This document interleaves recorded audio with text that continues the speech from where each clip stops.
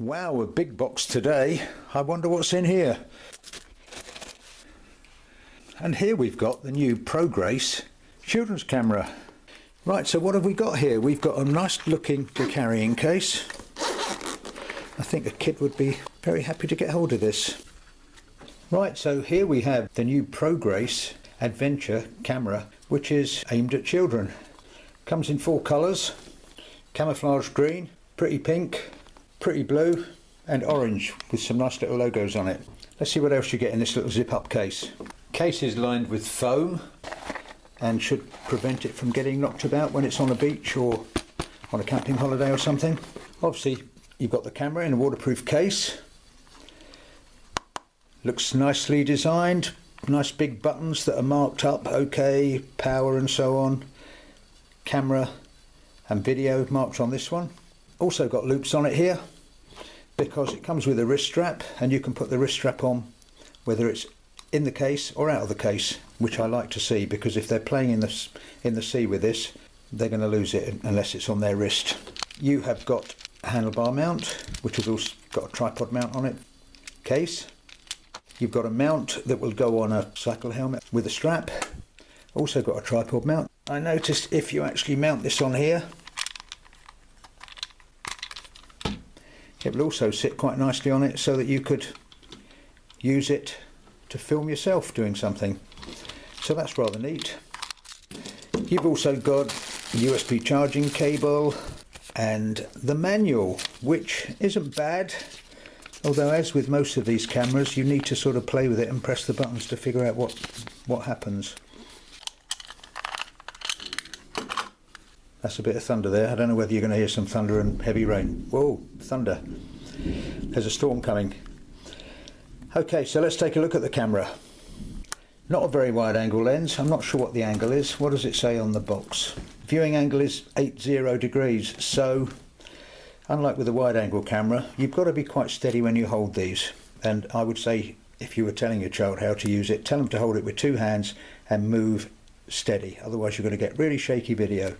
Anyway, coming back to the camera, lens on the front. You've got a little cover here which covers up the micro card slot. Obviously it doesn't come with a card. And you put your micro card in this way.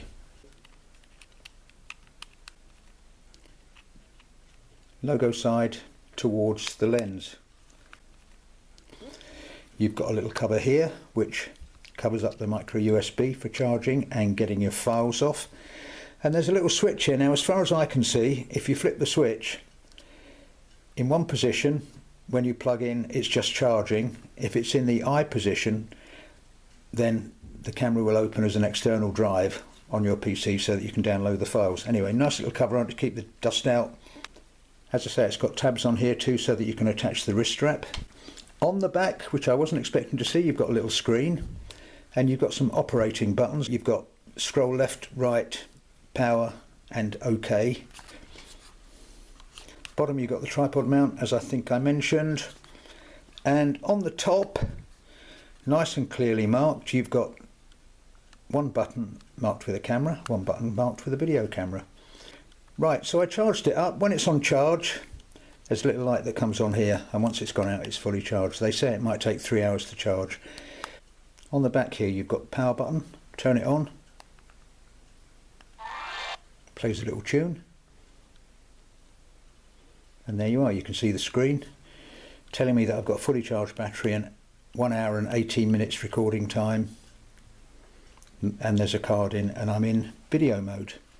So obviously if I press the video button, there's a little beep, I'll start recording, and you see it's counting down there.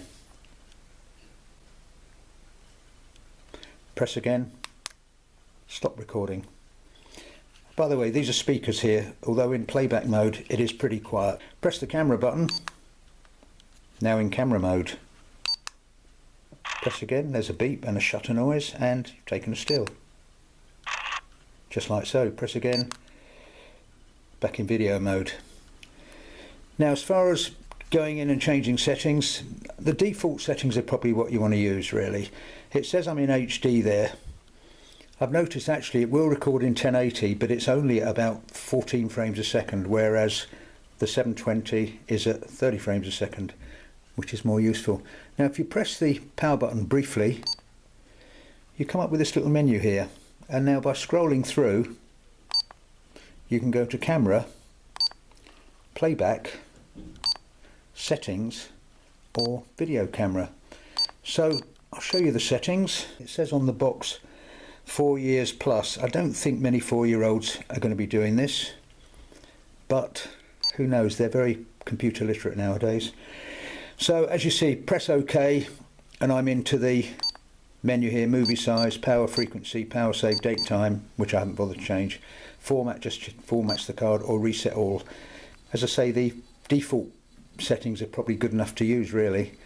So resolution you can actually change, movie size, as I say, you can actually change to 1080, but it's not particularly good frame rate, so I wouldn't bother with that.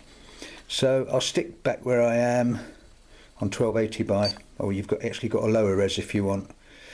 Scroll through, come to that, press OK, press power, and I've come out of it and I'm still in the same mode. As it happens, if you press OK as well when it's in video mode, it starts recording. Don't know whether it's supposed to, might be maybe the next firmware will be different. But press power, as I say, you can scroll through camera, press OK, and it just changes you to camera mode, which is the same as pressing those there really. So it's probably easier just to press that. As I mentioned, you've got playback mode just there, so press OK and you can see the little playback symbol in the corner. It starts recording. You can play back, and I don't know if you can hear me there. No, I'm saying press that anyway, but you've got a playback mode. Press again, back into that menu, and then of course you need to come out and go back to video camera, but I can't see your child's going to be doing that. I would say leave it in default and just use it.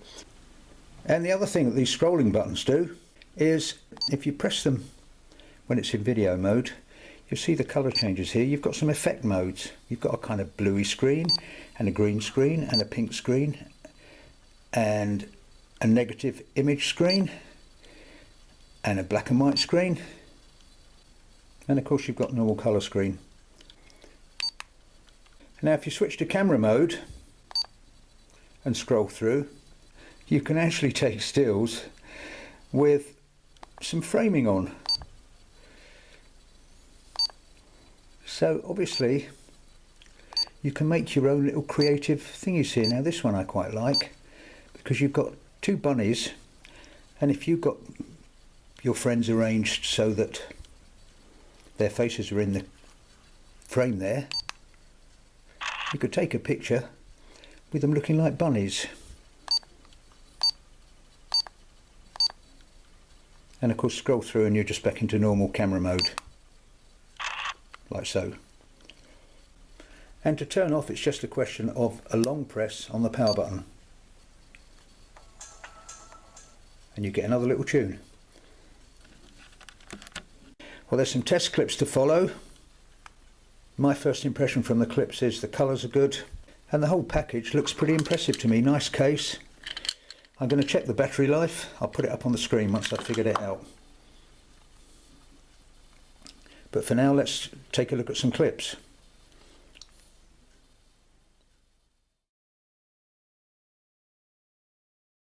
Right, well here's one of my usual test shots. As I mentioned, it hasn't got such a wide angle of view as some of the action cameras I usually test, so you do need to hold it very steady, but we'll see how this looks. There's some good detail here on the brickwork and on the shop sides.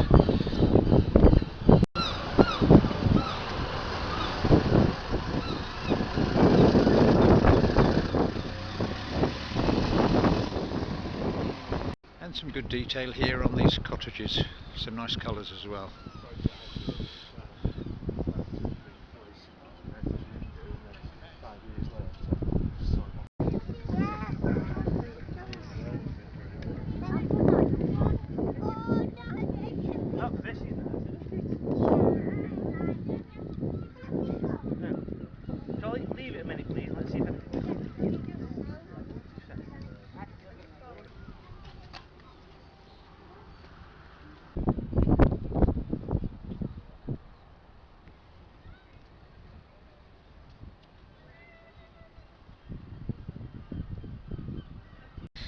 Right, well it's gone rather cloudy and overcast now. I'm going to put it into the briefcase.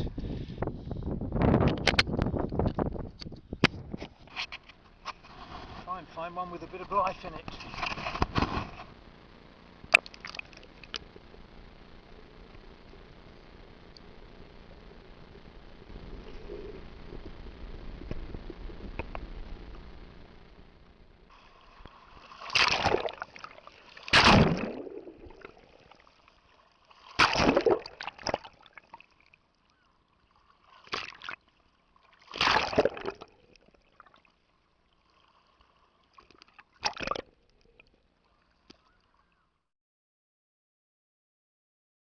Let's see what it's like in the dark arcade as well.